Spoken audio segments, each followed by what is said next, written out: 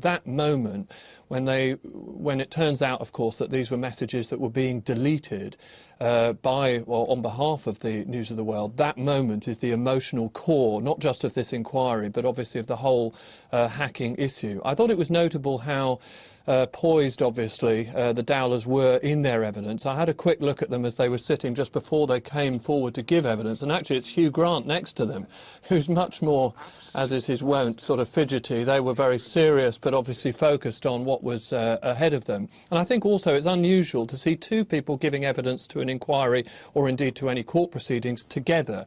And I think the reason that that was important is because you can see that they've gained great strength from one another and as a family, indeed with their daughter, of course, as well, over the past few months and indeed the years since Millie's disappearance. And I thought you could tell this at one point where there was a break between questioning from the first QC onto the second. Listen at this handover point and then watch Bob and Sally Dowler just sort of glance at one another to sort of make sure that they're together in this.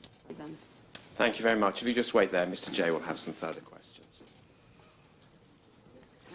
And I think you can see just from that sort of shared glance there just how much they obviously have drawn strength from one another. Now, we know obviously the issue of hacking was the key one in terms of that moment back in 2002. But equally, when you listen to Sally Dowler, there was also the moment when she was actually told that the phone had been hacked, and it all began to fall into place.